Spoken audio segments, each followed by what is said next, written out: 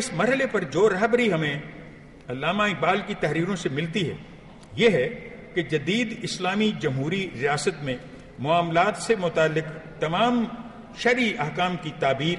قانون تغیر کے بنیادی اصول کے تحت اجتہادی عمل کے ذریعے وقت کے جدید تقاضوں کے مطابق منتخب پارلیمنٹ میں قانون سازی سے کی جا سکتی ہے۔ دوسرے لفظوں میں ان کے نزدیک اجتہاد کی سہولت کے ذریعے مسلم معاشرے کے لیے فائدہ مند ہر اس تصور، خواہ وہ مغربی تصور نیشنلزم ہو یا سیکولرزم کی مثبت اقدار کو اسلامی شریعت میں مدغم کیا جا سکتا ہے۔ ہمارے آج کے علماء یہ سمجھنے سے قاصر ہیں کہ کسی قوم کی تقدیر کا انحصار اس بات پر نہیں کہ اسے کسی نہ کسی اصول کے تحت مستقل طور پر منظم رکھا جائے، بلکہ اس بات پر ہے کہ قوم کس قسم کے قابل اور طاقتور انفرادی شخصیتیں پیدا کر سکنے کی اہل ہے۔ ایک ایسے معاشرے میں جہاں محض تنظیم پر ہی زور دیا جائے فرد کی اہمیت کلی طور پر ختم ہو جاتی ہے۔ فرد اپنے گرد و نواح کے معاشرتی فکر کی دولت تو حاصل کر لیتا ہے لیکن وہ اپنی فطری اجتہادی روح گنوا بیٹھتا ہے۔ پس اپنی گزشتہ تاریخ کا جھوٹا احترام اور اس کی مصنوعی احیا کسی قوم کے زوال کو نہیں روک سکتے۔ تاریخ کا سبق یہی ہے کہ ایسے نظریات جنہیں کسی قوم نے خود متروک قرار دیا ہو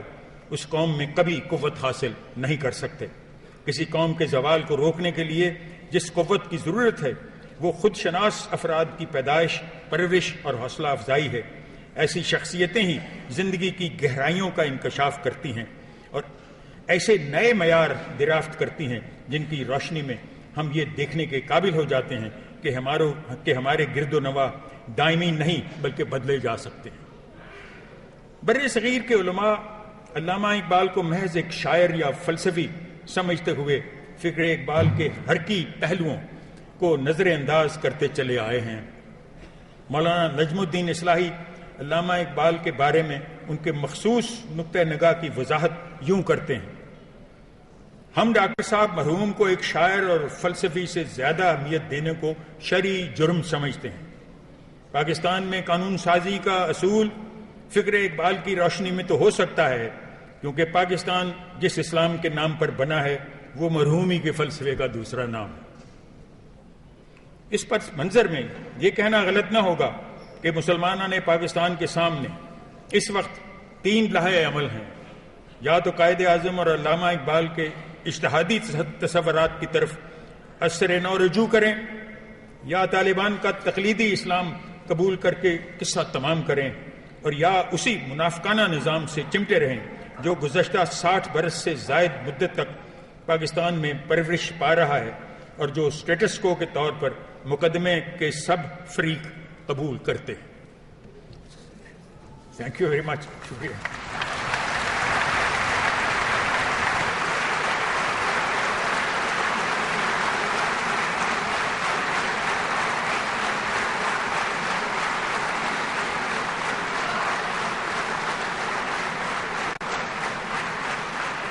اعوذ باللہ من الشیطان الرجیم،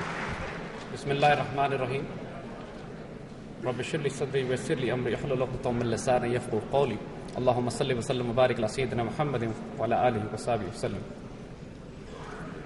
آج ہمارے محترم بزرگ بھی یہاں تشریف رکھتے ہیں،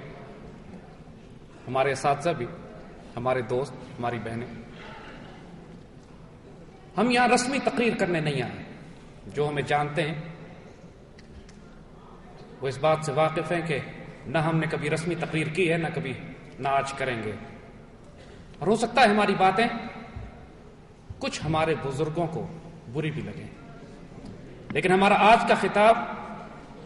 یہ ہمارے دل کی آواز آج نوجوانوں سے ہم مخاطب نہیں ہیں،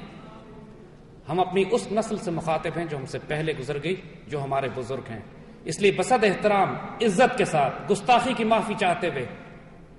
آج ہم کچھ صاف اور کھری بات کرنا چاہتے ہیں۔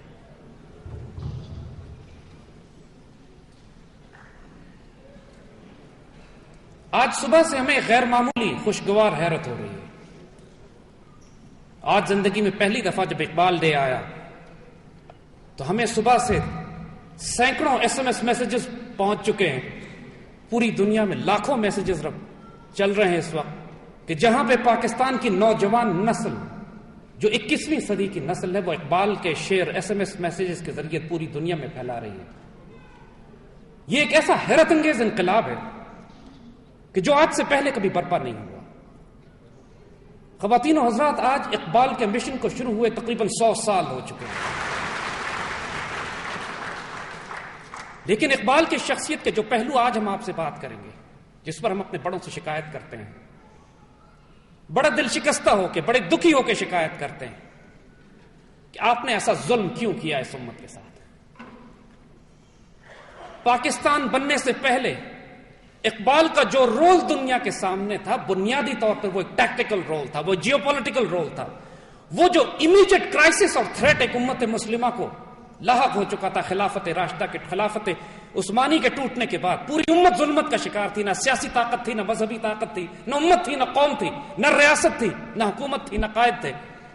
اس کرائسس میں جو امیجیٹ چیلنج امت کے پاس تھا کہ ایک طرف انگریز سامراج تھا، ایک طرف ہندو سامراج تھا، اس کا مقابلہ کرنے کے لیے مسلمانوں کو ایک مدینہ ثانی، ایک پناہ گاہ کی ضرورت تھی.